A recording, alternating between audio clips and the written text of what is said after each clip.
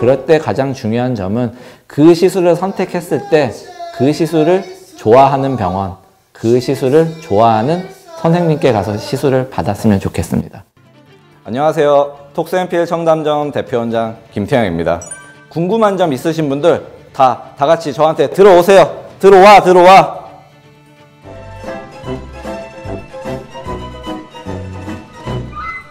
보톡스 내성 얘기를 할 때 먼저 우리가 생각해야 될 점은 내성이 무엇인가인 것 같습니다. 사실 내성이란 단어 자체는 우리가 효과가 없을 때를 얘기하게 되는데요. 보통 내성이 나타나는 기전은 항체, 항원이 반응을 하게 돼가지고 이 약의 효과가 없어지는 상태를 얘기하게 됩니다.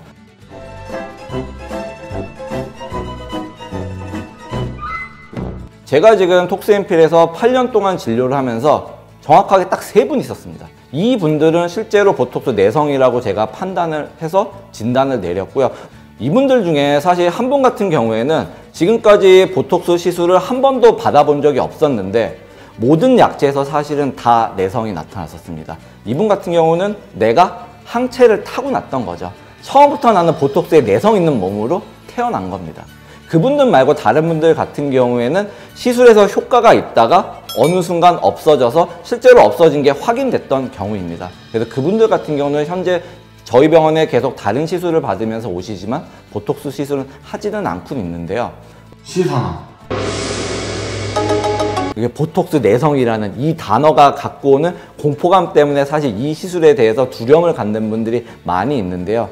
이런 거는 다른 약을 먹을 때도 똑같이 적용이 됩니다. 예를 들어서 두통이 있거나 오한이 있거나 그럴 때 타이레놀 같은 거를 먹게 되는데요. 타이레놀 먹을 때도 사실 약이니까 우리가 내성 나타날 수 있습니다. 이런 약을 먹을 때는 적절한 용량과 우리가 적절한 용법, 그러니까 먹는 약의 양을 정하고 이 약을 먹는 간격을 정하게 되죠. 그러면 사실 우리 내성 걱정할 필요가 없겠죠. 시사나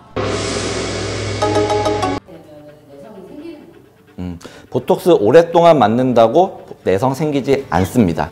그게 사실은 큰 오해인데요. 병원에서 적절한 용량과 그리고 적절한 시술 간격을 통해서 시술을 받게 되면 내성 걱정은 안 하셔도 될 것 같고요. 예를 들어서 이 보톡스를 근육에 시술했을 때는 보통 4에서 6개월 정도 지속이 됩니다. 근데 근육에 놓는 턱보톡스 시술을 한 달 간격으로 계속 맞는다. 이렇게 된다면 사실 보톡스에 내성이 생길 가능성은 높아지는 겁니다. 들어오세요. 들어와.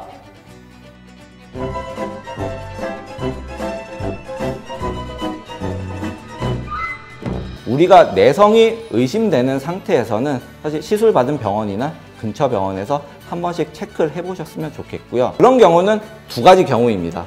내가 처음과 다르게 효과가 조금 약해지는 경우이거나 현재 효과는 좋게 나타나고 있는데 얼굴에 다른 변화 때문에 내가 예전 같지 않은 효과를 느낄 때 이 2가지 경우를 구분하셔가지고 내가 어떤 상황에 맞는지에 맞춰서 앞으로 시술을 어떻게 끌어나갈지를 결정하셨으면 좋겠고요. 저 같은 경우에는 보통 효과가 예전 같지 않게 반응도가 떨어질 경우에는 시술 간격을 조금 늘려봅니다. 예를 들어서 6개월 정도 간격으로 할 때는 1년 정도 간격을 두고 할 때도 있고요. 또 용량이 부족할 때도 분명 있거든요. 사람마다 근육 상태도 다르고요. 그 주름의 움직임 상태도 다릅니다. 일반적으로 들어가는 용량은 있지만 그 용량이 이분한테는 다르게 반응할 때가 있기 때문에, 그리고 우리의 근육 상태도 점점 달라질 수가 있겠죠. 더 주름이 깊어질 수도 있는 거고 근육이 커질 수도 있는 거기 때문에 원래 내가 맞던 용량보다 앞으로 더 큰 용량이 필요할 때도 있습니다. 이런 경우에는 의사의 이제 적절한 진단을 통해서 적절한 보톡스 치료를 받으셨으면 좋겠습니다.